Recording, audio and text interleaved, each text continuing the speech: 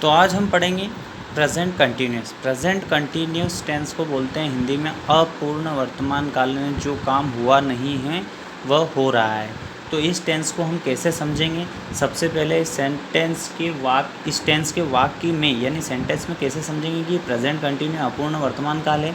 तो इसके लास्ट में, इसके सेंटेंस के लास्ट में रहा है, रहे हैं या रही है अगर आया है तो हम समझेंगे कि वो कौन सा, हम समझ जाएंगे कि अपूर्ण वर्तमान कालीन प्रेजेंट कंटिन्यूस टेंस हैं।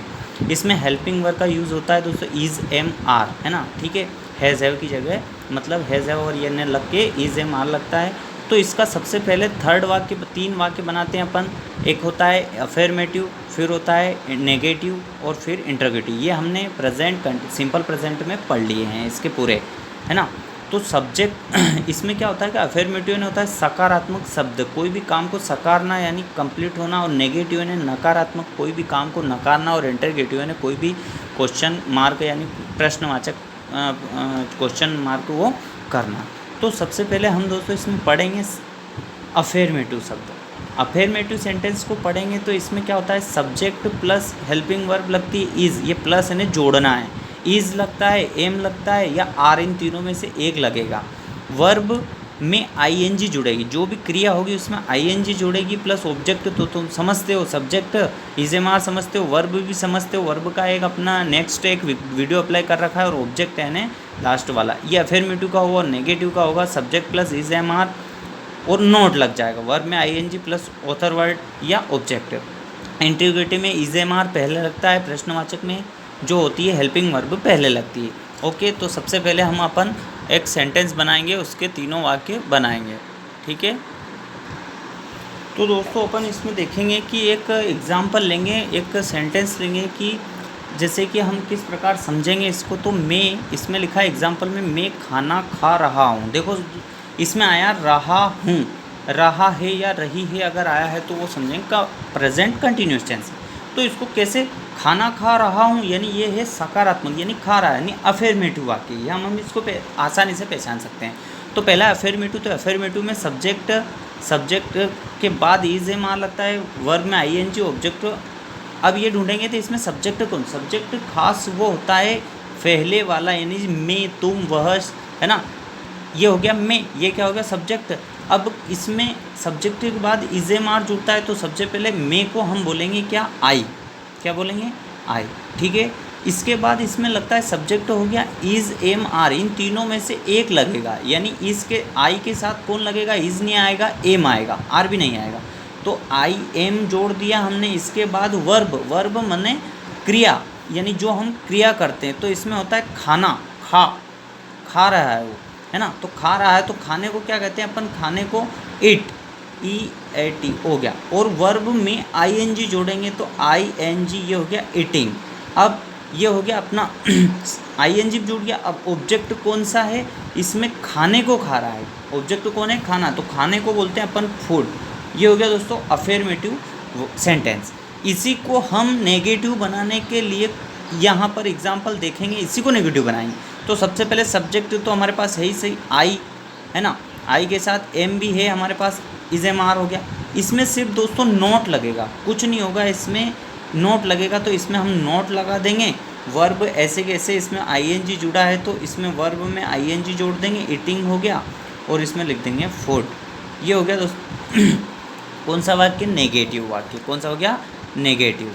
ये हो गया अफर्मेटिव, नेगेटिव नहीं कह रहा। अब प्रश्नवाचक चिन्ह, क्वेश्चन टैग को करने में क्या होता है, तो इसमें हेल्पिंग वर्ब पहले आ जाएगी। इन तीनों में से जो पहले लगी वो पहले आ जाएगी। तो इसमें क्या लगा है, IM लगा है ना। तो IM को हम क्या करेंगे, is am are, helping verb पहले लग जाएगी।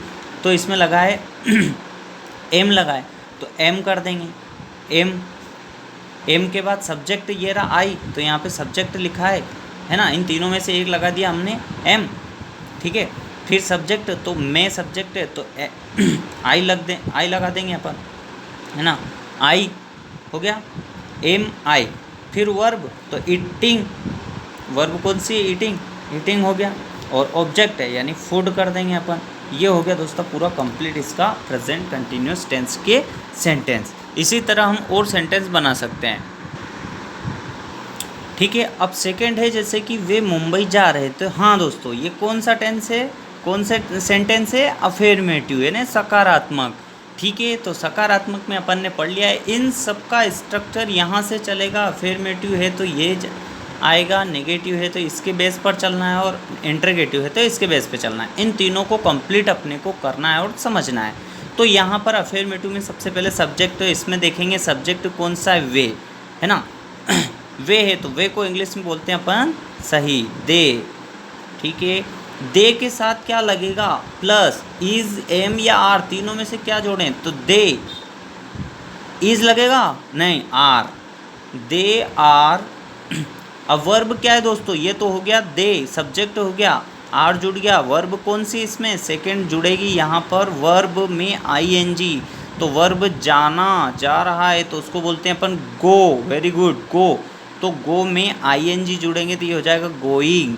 ठीक है, गोइंग के बाद हम जोड़ेंगे ऑब्जेक्ट। तो ऑब्जेक्ट क्या हो गया, सब्जेक्ट की हो गया, सब्जेक्ट भी हो गया, वर्ब भी हो गया, मुंबई। तो गोइंग टू मुंबई आ जाएगा इसका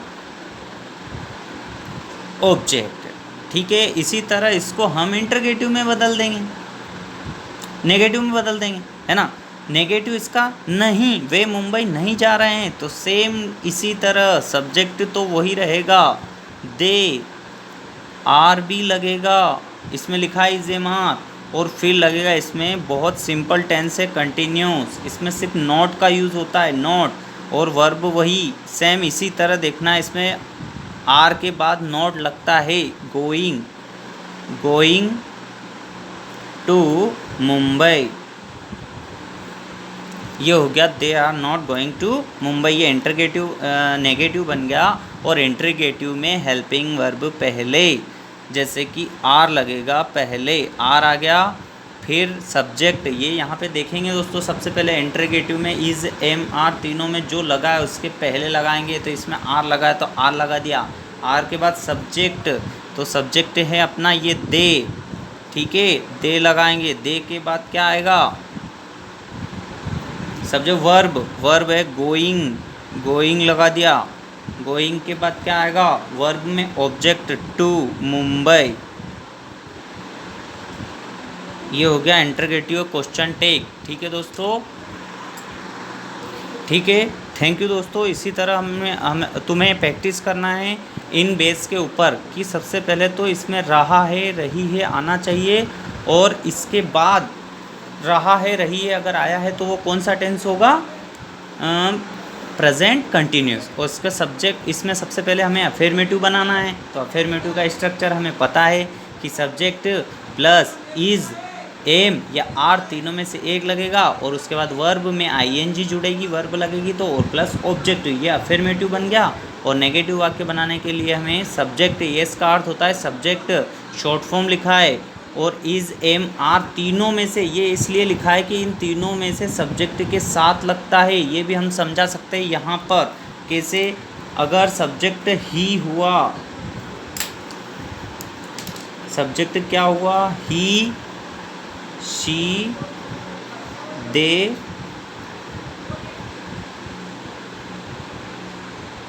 ही, शी अगर हुआ तो यहाँ लगेगा इज, दे लगा तो दे के साथ लगेगा आर, और आई के साथ लगेगा एम, ये सब्जेक्ट है। और वी के साथ भी लगता है दे, और वी के साथ भी आर लगता है। ये हमें सब्जेक्ट में ध्यान रखना है सबसे पहले कि कौन से सब्जेक्ट में कौन सा लगेगा। तो इसी तरह हमने 3 दिए हैं कि इज़, एम और आर। तो ही, शी के साथ लगता है इज़, ही लड़के के लिए और शी लड़की के लिए, he is, she is, we are, they are, और आई के साथ एम का यूज़ होता है। Thank you. इसके लिए प्रैक्टिस करें हम।